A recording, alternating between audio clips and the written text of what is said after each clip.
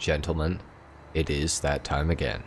Time to rank every business in Grand Theft Auto Online in tier list form. For this video and any future tier list videos, I have made a new and improved tier list. Starting at the very lowest with piss tier, moving slightly up to greater than piss tier, to mildly okay, followed by slightly wicked, then wicked buddy, and of course, based. Now before we get into this list, there are some things that you must know. Firstly, this list is 100% factual and cannot be argued with. I am correct, and if you disagree, you are simply wrong.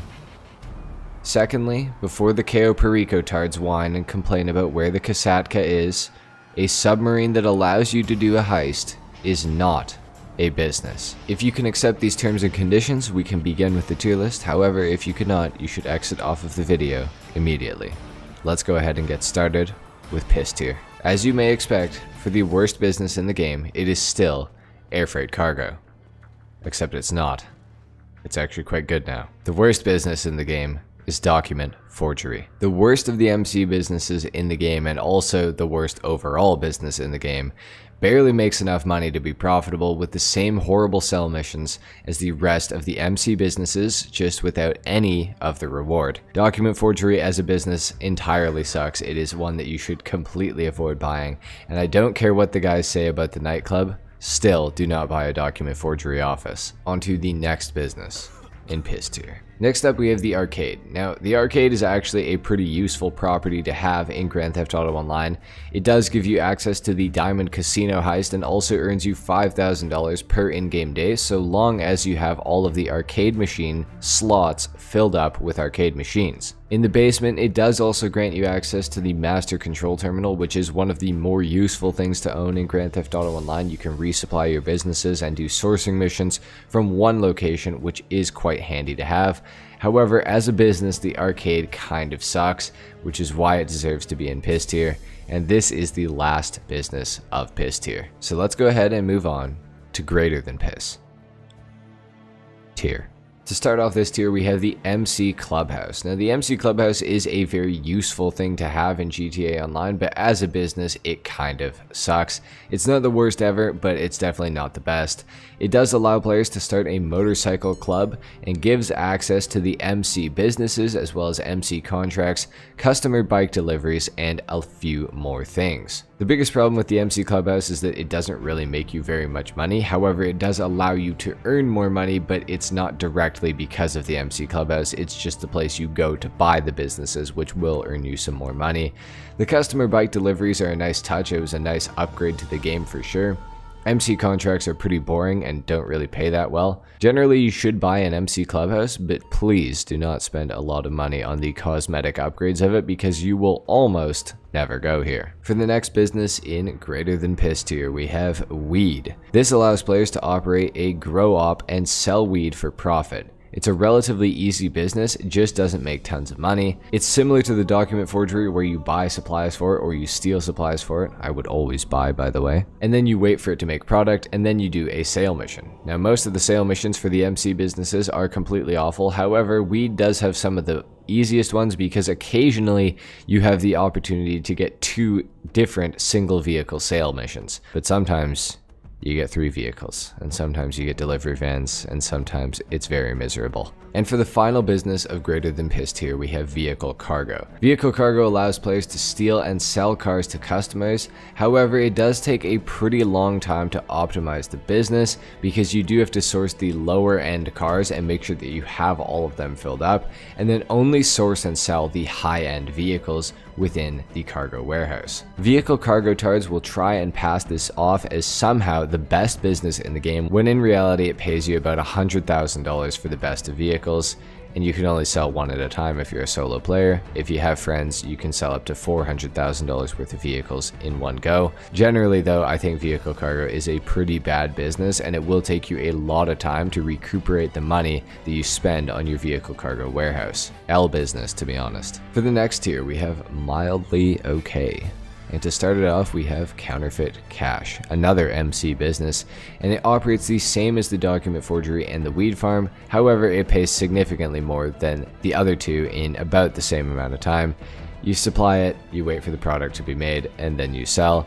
Although this one has slightly worse sell missions than weed, you will make about on average $50,000 more per sale with counterfeit cash in about the same amount of time. So the truth is that counterfeit cash really is quite a bit better than the weed business, although it's not that much better at the same time. Next up, we have the CEO office.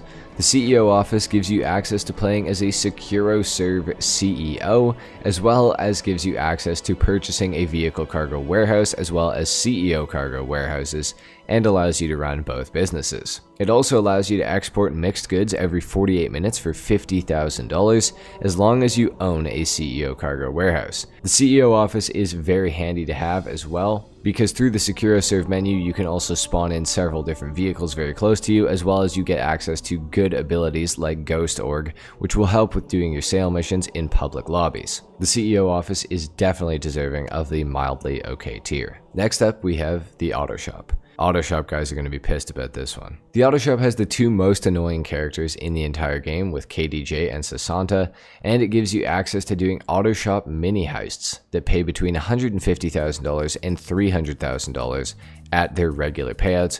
On double money, the business becomes a lot more viable, but that only happens like 4 times a year. It also gives you the ability to customize and deliver cars to customers for a profit, and finally, it gives you access to the exotic exports list of cars that can be found randomly in free mode that are marked with a blue dot that you can deliver to the docks for $20,000 each. The Auto Shop has quite a few different ways of earning money. All of the ways of earning money are kind of bad in a way, like they don't pay a whole lot of money, but it's a good in-between business for when you don't have anything else to do, or when you're waiting for some of your MC businesses to fill up with product to sell, for example. And finally, for the final business of the mildly okay tier, we have the Breaking Bad Laboratory, or the Meth Lab. It operates the same as the document forgery office, the weed farm, and counterfeit cash. It's just Breaking Bad themed. However, it does pay significantly more in about the same amount of time as counterfeit cash.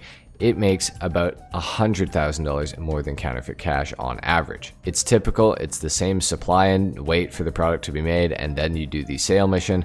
The sale missions are mostly awful, but occasionally they can be nice and give you only one sale vehicle, although this doesn't happen very often for the Meth Lab in particular. Don't get your hopes up. And to get things started in the slightly wicked tier, we have CEO Cargo, or Special Cargo Warehouses. CEO Cargo is a business that has only gotten better with time in Grand Theft Auto Online. Like I mentioned earlier, you will need a CEO office to start this and gain access to doing CEO cargo through the computer in the CEO office. You can purchase warehouses here, and you can also source crates from your CEO office or from a terabyte if you happen to own one. However, you can also passively source by visiting each of your CEO cargo warehouses and telling your employees to go and find you some crates for $7,500, and they will come back with 1 to 3 crates and have a whopping 1% chance to source a special item, which will be worth far more than regular cargo. On average, these guys will come back with 1.7 crates, so for $7,500, it's not too bad. A lot of the time they are going to come back with 2 crates. Some of the time they will come back with 3. Most of the time they're going to come back with 1. But on average, it's 1.7, and you can do this every 48 minutes for each of your warehouses, which is pretty good. A full large warehouse will sell for $2,220,000, which is absolutely insane, but you do have to be aware of a ghost raid bug, which will happen occasionally. So I would advise you only filling them up to about 75 crates to avoid having this happen to you. That's it for CEO cargo. On to air freight cargo. Air freight cargo has got a huge buff with the release of the Los Santos Mercenaries DLC, allowing you to operate the business as a ground-based business instead of an air-based business. But of course, you can still use aircraft in the ground-based stuff, which makes it a lot easier to source crates. Similar to CEO cargo, they've also added a way to passively source through a man named Rooster, who can be found in your hangar. Now, unfortunately, you cannot choose the type of cargo that you want Rooster to source, which is a little bit annoying because you never know what he's going to come back with, making it a little bit harder to do your sale missions and get as much money possible out of the hangar, which does kind of suck. Now, on top of these recent additions, they've also tripled the value of air freight cargo. Overall, air freight cargo is actually a decent business now to go along with your hangar. So that is very good. And for the final business of slightly wicked tier, we have the Coke lockup. It operates the same as document forgery, the weed farm, counterfeit cash, and the meth lab. It is just Miami themed this time. However, it does pay a lot more and takes just over 2 hours to completely fill up, so long as it has the supplies to make the product, so make sure you stay on top of that. Works the exact same way as the other ones. You give it supplies and you wait for your employees to make you your product, and then you sell. The sale missions are mostly awful, however, occasionally they can be nice and give you only one sale vehicle. But please, again, do not get your hopes up. This business will sell for $525,000 when it is completely full, making it the most profitable MC business of them all. To start off with the Wicked Buddy tier, we have the Bunker. The Bunker allows you to run an illegal arms manufacturing business. Shout out to Raytheon Technologies and Lockheed Martin for the inspiration behind this business. The Bunker also allows you to research technologies to inflict maximum damage to NPCs and players alike in Grand Theft Auto Online. I wonder where they got this idea. Sale missions are relatively easy. The business makes money quite quickly when all staff are assigned to making product, which is good. This business also gives you access to ammunition delivery missions, which are available every 48 minutes and pay $50,000, similar to the CEO office's export mixed goods. Generally, a very good business. And for the final Wicked Buddy business, we have the Acid Lab. The Acid Lab is unlocked by completing the first dose missions from the Los Santos Drug Wars DLC. It will cost $750,000 to turn the Brigade 6x6 into an Acid Lab, and it will cost an additional $250,000 to get the equipment upgrade after you have completed 10 Dax Fooligan missions, which are awful by the way. However, you do need that equipment upgrade in order to make this business way more profitable. You can also name your acid product for a 5% bonus on your sale price, which will make it sell for about $350,000. The delivery missions are always a single vehicle, and you can upgrade the Acid Lab delivery bike to make it faster as well, which is very handy. And finally, we have Based tier. And to start it off, we have the Agency. The Agency gives you access to the contract heist, which will pay you $1 million in about 2 hours for the average player, but I have heard of people getting it down to just under an hour if you do it enough and if you understand how to operate it very effectively. It also gives you access to payphone hits, which pay $85,000 upon completion, as well as security contracts, which pay between $30,000 and $80,000. However, depending on the amount of security contracts you've completed, your wall safe, which fills completely passively, will make more and more money. Your safe makes $1,000 more every 48 minutes for every 10 security contracts you complete, maxing out at 200 security contracts completed, which will make you $20,000 every 48 minutes completely passively. And you're also going to get paid for each security contract you complete, so the business is going to be very profitable when it comes to this. Also within the Agency, you can get the Vehicle Workshop, which will grant you access to Imani Tech, which can be used on some vehicles to apply a missile lock-on jammer, armor, machine guns, and oil slick proximity mines. This is definitely one of the best businesses in the entire game, easily as a whole package deal. But of course, as per usual, the #1 greatest business in all of Grand Theft Auto Online is the nightclub. The nightclub is easily the most expensive business to set up in the entire game. However, there is good reason for this. To start off talking about the nightclub, it makes $50,000 every 48 minutes so long as your popularity is kept maxed out. This is very easy to do if you simply go into passive mode when entering the nightclub, and this will cause the Kickout Troublemaker popularity mission to spawn every single time. You simply walk up to the person, kick them out of the nightclub, and you will get $10,000 and a full bar of popularity, so long as your popularity hasn't dipped too low. Then of course, there is the nightclub basement, which is where you can make even more money, and this part of the business is completely passive. However, like I said, it is expensive to set up. For this to make the most money possible, you'll need to own all of the MC businesses except for document forgery, the bunker, and the hangar, or a CEO cargo warehouse in place of the hangar. You can then hire 5 different technicians to accrue goods completely passively because you own all of the businesses, and this will make you a ton of money per hour, and on top of the $50,000 you're already making every 48 minutes from the legitimate side of the nightclub, this is going to be an extremely profitable business for you to own.